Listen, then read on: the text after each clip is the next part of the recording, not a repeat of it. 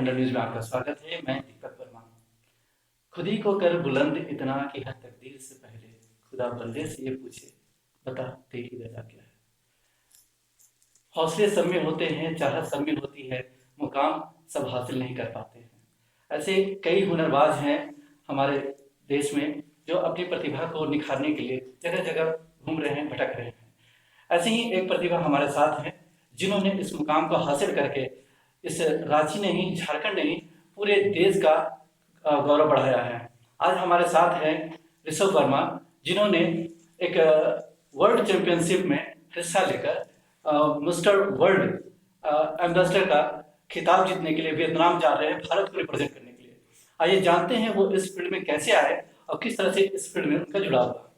ये सबसे पहले हमारे स्टूडियो में आपका स्वागत है। थैंक यू दीपक जी, मुझे यहाँ आमंत्रित करने के लिए। सर, सबसे पहले हम जानना चाहेंगे कि आप इस फील्ड में आए मिस्टर वर्ल्ड एम्बेसडर में पार्टिसिपेट करने के लिए, जी कैसे इसके बारे में जानकारी मिली, अब दर्शकों को बताइए। जी, एक्चुअली मैं एक एक्टर भी हूँ एंड मैंने बॉलीवुड मिस्टर मिस इंडिया भी किया है एंड मैंने मिस्टर रायगढ़ भी किया है। तो इस फील्ड से मुझे बहुत इंटरेस्ट है शुरू से। मैं इंटरव्यूज़ देखते रहता हूँ, इसके वीडियोस देखते रहता हूँ यूट्यूब से। मैं बहुत देखा हूँ मैं इसके वीडियोस, तो इंटरेस्ट तो था ही इसके बारे में। तो इसलिए सर मैं इस फील्ड को चुना एंड इसमें आया। सर देखिए, आज के समय में युवा बहुत इस फील्ड में आना तो चाहते हैं, लेकिन सब लोग उस मुकाम को हासिल नहीं कर पाते हैं, कई बार फ्रस्ट्रेट हो जाते हैं जी। तो उन युवाओं को आप क्या कहना चाहेंगे? अच्छा, फ्रस्ट्रेशन ये सब तो एक पार्ट होता ही है। आपको कुछ चाहिए एंड सक्सेस तो तुरंत मिलता नहीं है। वो फेलियर, कहते हैं ना कि फेलियर वो स्टेप होता है टू द सक्सेस। तो फेलियर तो आता ही है। ऐसे तुरंत सक्सेस मिलना भी मुश्किल होता है, किसी किसी को मिल जाता है, लेकिन ये तो पार्ट है, फेलियर तो पार्ट है। अगर आप फेल होंगे नहीं तो आप सीखेंगे नहीं। तो इसलिए इसमें पेशेंस बहुत ज़रूरी होता है, इसमें लगन बहुत ज़रूरी होता है एंड या हार्ड वर्क बहुत ज़रूरी होता है। आपको अगर कुछ बनना है, जैसे कि आपको इस फील्ड में आना है, आपको इंडिया रिप्रेजेंट करना है, तो आपको कुछ स्टेजेस से गुजरनी होंगी। तो यह आपको स्ट्रगल तो लगा ही रहना चाहिए। ऋषभ जी, आप जैसे मालूम हुआ कि आप इंजीनियरिंग कर रहे थे, जी जी जी इंजीनियरिंग करने के बाद आप मॉडलिंग फील्ड में आए, जी तो जी क्या आपको शुरू से इस फील्ड में रुचि था या फिर आपको किसी से इंस्पिरेशन मिला? कौन इंस्पिरेशन रहा आपका? जी। तो मैं क्वालिफाइड इंजीनियर हूँ, मैं सिविल इंजीनियर कर चुका हूँ जी। साउथ से, विजयवाड़ा से। तो मेरी इस फील्ड में रुचि तो थी ही शुरू से, पर इस पे पहल कैसे करें, इसको अप्रोच कैसे करें, ये मुझे कोई भी आइडिया नहीं था। लेकिन मैंने जैसे इंजीनियरिंग ख़त्म किया, तो मैं एक चीज़ मेंशन करना चाहूँगा मेरे फादर के बारे में। So he was there all the time, like मुझे कुछ भी करना था तो he was there, like he stood for me every time. तो मैं अपने फादर को थैंक यू बोलना चाहूँगा कि उन्होंने मुझे समझा, इस फील्ड को मैंने चूज़ किया। लेकिन मैंने सबसे पहले अपने फादर से पूछा था कि मैं इस फील्ड में करना चाहता हूँ कुछ, तो आप मुझे बस 1 साल दीजिए। इंजीनियरिंग तो मैंने कंप्लीट कर ही चुकी थी। तो फिर मैंने इंजीनियरिंग कंप्लीट करके मैं हैदराबाद गया। हैदराबाद में मैंने एक्टिंग डिप्लोमा की। एक्टिंग डिप्लोमा के बाद मेरी रुचि फिर मॉडलिंग में भी आ गई, क्योंकि दोनों, लाइक मुझे मॉडलिंग भी करना था, एक्टिंग भी करना था। तो मैंने मॉडलिंग भी ट्राई किया और साइमल्टेनियसली मैं एक्टिंग भी करता रहा। फिर मैं वहाँ से फिर मुंबई आया, फिर तो लंबी स्टोरी है सर। सर, दर्शक ये जानना चाहेंगे कि आप जिस तरह से इस फील्ड में आए हैं, ये मिस्टर वर्ल्ड एम्बेसडर, कुछ जी। नाम अलग लग रहा है, लोगों को लग रहा है कि जैसे मिस्टर वर्ल्ड होता है, मिस वर्ल्ड होता है, तो ये खिताब किस तरह से होता है, ये किस तरह के कॉम्पिटिशन है, और इसके बारे में थोड़ी सी जानकारी दीजिए। जी जी, श्योर श्योर।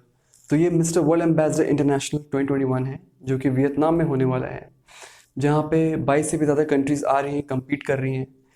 तो जहाँ पे Vietnam, Philippines, Canada, Algeria, Pakistan, Japan, ऐसे 22 कंट्रीज़ आ रही हैं और इंडिया से मैं रिप्रेजेंट कर रहा हूँ।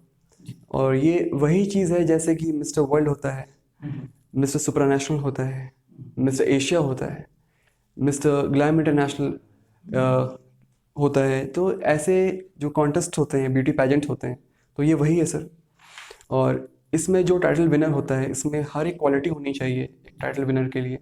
और इस कॉन्टेस्ट में आपका कई राउंड्स होंगे, जैसे कि टैलेंट राउंड होंगे आपके, आपके the way you speak, how you behave, and question answer round होंगे, बहुत डिफ़िकल्ट क्वेश्चन आंसर राउंड्स भी होते हैं जो कि आप रैंडम पूछे जाते हैं, तो you have to be on point for that.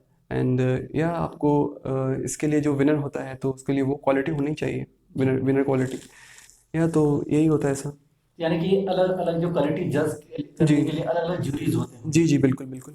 Rishabh जी, आप इस रांची जैसे छोटे शहर से निकल कर आप देश को रिप्रेजेंट करने के लिए वियतनाम जा रहे हैं, जी तो ये इस सफर की सीढ़ी में चढ़ने में क्या क्या मुश्किलें आए और कैसे आप वहां तक पहुंचे, ये अपनी बात बताइए। जी। पहले मैं शुरुआत करना चाहूँगा कि मेरी स्कूलिंग जो है वो रांची में ही हुई है, ऑक्सफोर्ड स्कूल से। एंड उसके बाद मैंने इंजीनियरिंग किया विजयवाड़ा से। तो वहाँ तक तो कोई मुश्किलात नहीं आई थी, क्योंकि मैं जैसे नॉर्मल लाइफ जी रहा था वैसे ही कर रहा था। एंड मेरा करियर, मेरा मतलब ड्रीम उस समय कुछ खास ये नहीं था कि मैं क्या बनूंगा आगे, इंजीनियर बनूंगा या आगे मैं बिजनेस करूंगा या कोई क्या करूंगा, मुझे ऐसा मैं कुछ डिसाइड नहीं किया था। लेकिन धीरे धीरे सर मैं जब मैं एक ट्राई करना चाहता था इस फील्ड में, अंदर से वो चीज़ थी कि ट्राई तो करना है मुझे, पर मुझे पता नहीं था कि इसमें कैसे जाना होता है।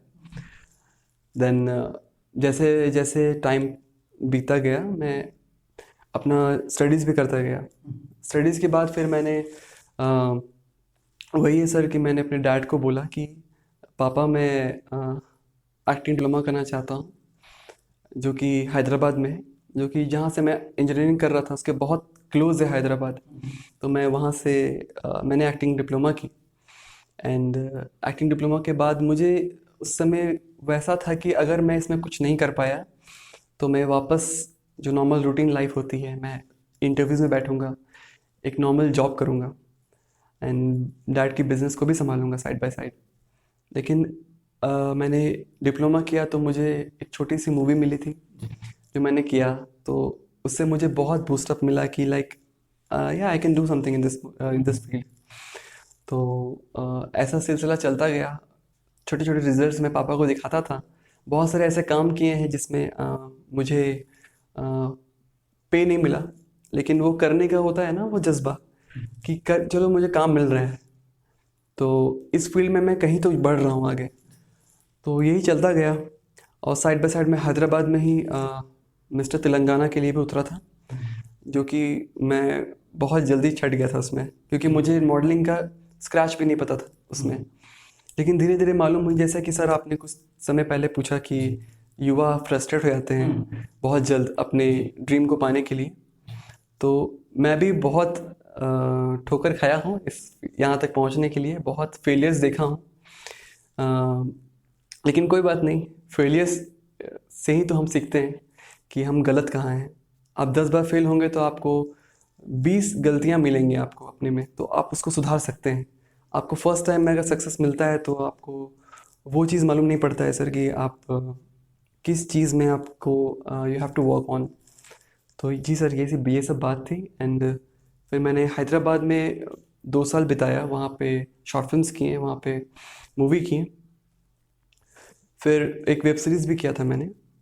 फिर जैसे कि मेरा लैंग्वेज है हिंदी, तो हैदराबाद में तो तेलुगु इन्फ्लुएंस है, तो फिर मैं हिंदी ट्राई करने के लिए फिर मैं मुंबई चला गया, क्योंकि मुंबई में हिंदी ज़्यादा बोला जाता है बॉलीवुड में, एंड आपको काम हिंदी में ज़्यादा मिलता है।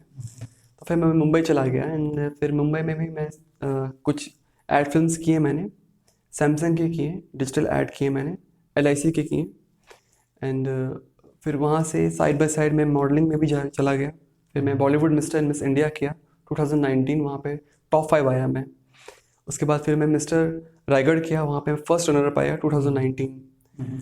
और मेरा एक बहुत क्लोज फ्रेंड है जिसका नाम मिस्टर रोहित शिंदे है, and he is mister glam international Eurasia 2019। तो उन्होंने मुझसे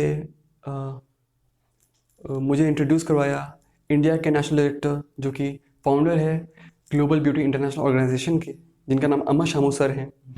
तो मुझे उनसे इंट्रोड्यूस करवाया एंड कई राउंड्स के बाद, कई इंटरव्यूज़ के बाद मैंने क्लियर किया। कई क्वेश्चन आंसर्स थे, बहुत टफ क्वेश्चन आंसर्स भी थे, तो मैंने उसको क्लियर किया and he kind of chose me for mister world ambassador international India 2021। तो ऐसा सफ़र रहा मेरे साथ। मैं इसे स्ट्रगल नहीं मानता हूँ, क्योंकि स्ट्रगल आप उसे कहते हैं कि जिसमें आपको मज़ा नहीं आ रहा है करने में। मुझे तो मज़ा आ रहा था ये करने में, मैं ये सफ़र को स्ट्रगल नहीं बोलूँगा। इतने स्मार्ट हैंडसम हैं और इस मॉडलिंग फील्ड में रहे हैं, जी। तो कुछ गर्लफ्रेंड वगैरह तो बनी होंगी? नहीं सर, गर्लफ्रेंड अरे सर, जी। गर्लफ्रेंड सर नहीं, इसमें इस फील्ड में नहीं है। आई मीन मैं फोकस था इस चीज़ के लिए सर, बहुत ज़्यादा ही फोकस्ड था। एंड आपको उस चीज़ के लिए भी आपको टाइम देना पड़ता है बहुत, तो ऐसा कुछ नहीं है। मैं इस फील्ड में बहुत फोकस था एंड मैं बहुत, जैसे मैं बताना चाहता हूँ कि मैं हैदराबाद से मैं मुंबई आता था, मुंबई से हैदराबाद आता था। मेरा अगला दिन मुझे क्या मिलने वाला है काम, या कहाँ बुला लेंगे मुझे ऑडिशंस में, मेरा कोई फिक्स नहीं था। तो सर मैं अपने आप को टाइम नहीं दे पाता था सर, गर्लफ्रेंड सर तो दूर आपको की बात कैसा लगा जब आपको ये सिलेक्शन के लिए आपके पास कॉल आया, मैसेज आया कि आपको इंडिया को रिप्रेजेंट करने का मौका मिल रहा है वियतनाम में, जी। विदेश में? जी। तो ये सुनकर कैसा लगा आपको? जी सर, मेरा फर्स्ट रिएक्शन तो एक शॉकिंग था, बहुत शॉकिंग था। मुझे थोड़ी सी नर्वसनेस भी हुई कि मुझे सेलेक्ट किए हैं। एक्चुअली मुझे सेलेक्ट नहीं किए थे उस दौरान मुझे शॉर्टलिस्ट किए थे। तो मुझे बहुत घबराहट भी हुई, नर्वसनेस भी हुई कि दैट मुझे अमर शामू सर मुझे कॉल किए हैं, जो कि again I am telling you that he is a national director, he is my national director, he is a founder of global beauty international organisation. तो he call me up in Pune. तो बहुत मुझे डर भी लग रहा था अंदर से, एंड बटरफ्लाइज हो रही थी स्टमक में कि अगला दिन क्या होने वाला है एंड कैसे क्वेश्चन आंसर राउंड होंगे, कैसे इंटरव्यूज़ होंगे। लेकिन बहुत प्राउड मोमेंट था मेरे लिए, बहुत प्राउड मोमेंट था। उस समय मैं अपने पेरेंट्स को नहीं बताया था कि मुझे कॉल आया है, लेकिन जब मैं सेलेक्ट हो गया टू रिप्रेजेंट इंडिया इंटरनेशनली, तब मैंने अपने डैड को बताया, मॉम को बताया, एंड वो बहुत खुश थे। अंत में मैं पूछना चाहूँगा कि जी। ये सारी चीज़ों में अब आप तो इस मुकाम को अगर हासिल करते हैं, तो आने वाले समय में आपका फ्यूचर क्या प्लान है? जी सर, अभी तो फ्यूचर प्लान अभी फ़िलहाल तो यही है कि मैं खिताब जीत के आऊँ जी। एंड उसके बाद इसी इंडस्ट्री में मैं कुछ करना चाहता हूँ सर। अभी वो लॉन्ग टर्म प्लान ऐसा कुछ नहीं है। जी। अभी फ़िलहाल यही प्लान है कि मैं इंडिया में ट्रॉफी लेके आऊँ एंड इंडिया का नाम रोशन करूँ, झारखंड का नाम रोशन करूँ, रांची का नाम रोशन करूँ। जी। अंत में मैं यही पूछना चाहूँगा कि इतने समय एक ऐसा मोमेंट, जी। इतने लंबा समय आपने गुजरा, एक ऐसा मोमेंट जो आपके लिए यादगार रहा हो, कोई ऐसा मोमेंट? तो वो एक मोमेंट था जब मुझे ऐसा फील हो रहा था कि मैं इंजीनियरिंग किया हूँ एंड मैं एकदम ही विपरीत, आई मीन ऑपोजिट, इससे कोई लिंक नहीं है ऐसा मैं फील्ड चूज़ कर रहा हूँ।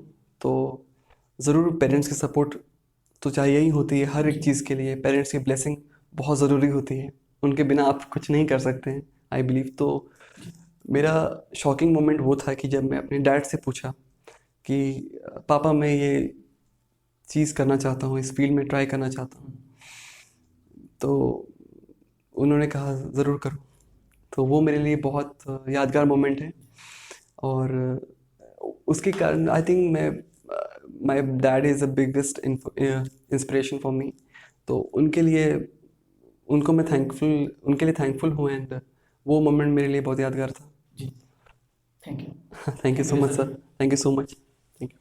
अभी हमारे साथ बात कर रहे थे ऋषभ वर्मा, जो वियतनाम में मिस्टर वर्ल्ड एम्बेसडर इंटरनेशनल को रिप्रेजेंट करने के लिए इंडिया से जा रहे हैं। ये हमारे रांची नहीं, झारखंड नहीं बल्कि पूरे देश के लिए गौरव का विषय है, और इस गौरव के क्षण में हम उन्हें बेस्ट ऑफ लक कहेंगे, और साथ ही साथ कहेंगे कि ऐसे हुनर जो अभी भी कहीं ना कहीं खोए हुए हैं, वो आज भी आगे आ रहे हैं और आ सकते हैं। ऐसे ही और भी खबरों के लिए बने रहिए थंडर न्यूज़।